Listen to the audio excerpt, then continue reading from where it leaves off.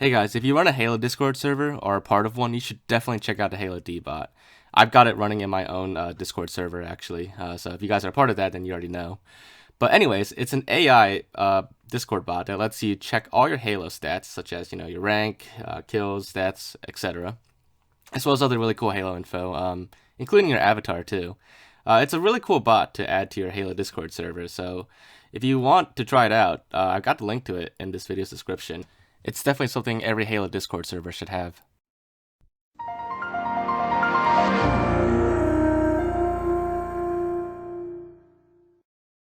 Hey guys, it's Generalkidd here. How's everyone doing today?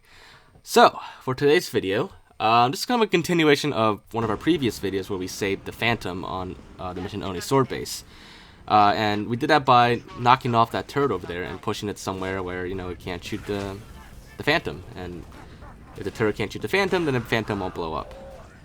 So, with that in mind, a lot of people asked me afterwards, after the video, whether you can actually bring that AA turret with you later in the mission. Because since you can knock it off and push it around, and even when it's off its pedestal, it can still shoot at targets. Could you push the turret with you? Could you take it with you wherever you go and have it as like a companion, a heavily armed companion? Because that turret's actually pretty powerful. It shreds through like Phantoms pretty quickly. And yeah, it'd be pretty cool if you could bring it with you. It might even help you out a little bit on Legendary, but I don't really see too much of a benefit from that. But anyways, that turret, before we get on with answering that question, as you can see here, it'll shoot at any target in the area, any air vehicles. It'll shoot at Phantoms, it'll even shoot at the Spirit over here. Of course, the Spears in Halo Reach can't be destroyed entirely. It can shoot off the turret of the Spirit, but that's about it. Actually, little fun fact here. Just a little interesting thing. That turret that gets shot off the Spirit, it's I mean, it's not surprising, but it's actually pretty much identical to the way the turret was in Halo 1. If you use the instant kill cheat and kill a Spirit in Halo 1, the turret will be like this little sphere that falls off. So it's pretty much just like Halo 1, but it's not surprising. It's just interesting that they had a little detail. But yeah, so as you can see, the turret is pretty good and it'll cover you pretty much anywhere you go. Now, pretty much anything that flies in this area it'll shoot, but like I said, it does not shoot ground targets. Even ground vehicles or ground troops, infantry, it won't shoot them. Only the air targets. But we can still try bring it with us and see if it could give us air cover anyways. So to do that, we're just going to do the same thing as we did in the video where we saved the Phantom. Just going to trim it down a little bit here, but basically just bring like a Wraith here. Actually, you'll need a Warthog here, but what you want to do first is clear out all the enemies here, and then you want to get the concussion rifle. And this is best done with 2 players, because you need a Warthog and you need a Wraith. You don't absolutely need the Wraith, but trust me, it'll be a lot easier with the Wraith. You'll definitely want the Wraith. But so once you've cleared out the enemies here, just park the Warthog somewhere right here in front of the turret, and make sure you have the cowbell skull turned on. And just for extra insurance, you should also turn on the tilt skull so the Warthog doesn't get blown up so easily. But once it's parked here, just shoot underneath it with the concussion rifle and knock the turret over.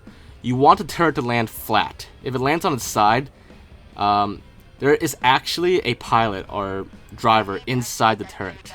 It's a vehicle with an actual marine AI inside. So if you knock it on its side, that'll count as flipping the vehicle, and the driver will fall out. Now you can't see the driver. It's like a really tiny or invisible AI.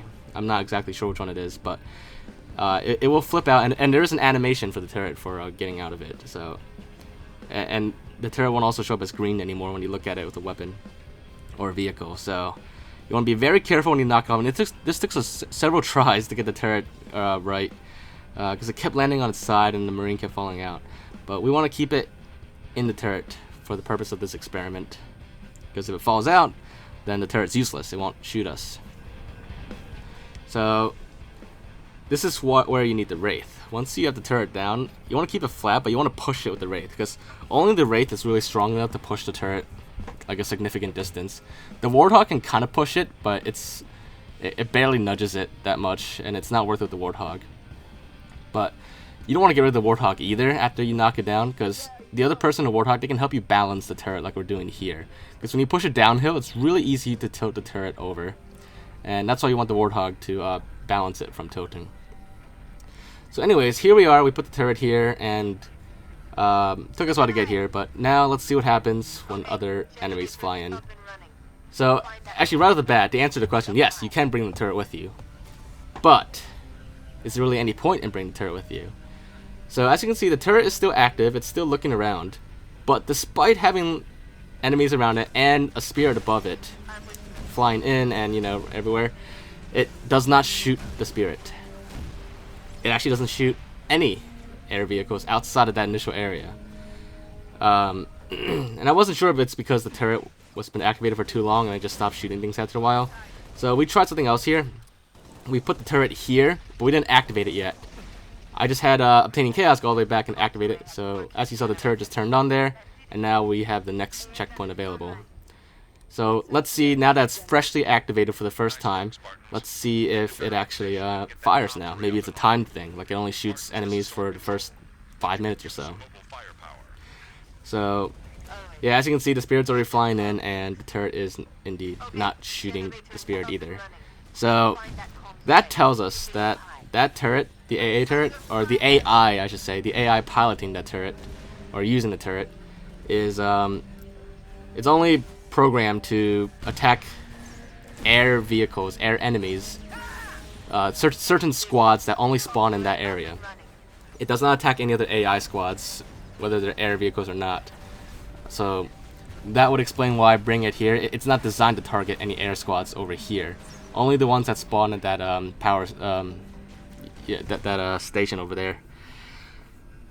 So unfortunately, yeah, and we tested this with several air vehicles all around, but it only attacks, even if it's off its pedestal, it only attacks the air vehicles in that initial area. Any air vehicle that flies in there, those squads are attackable by this turret.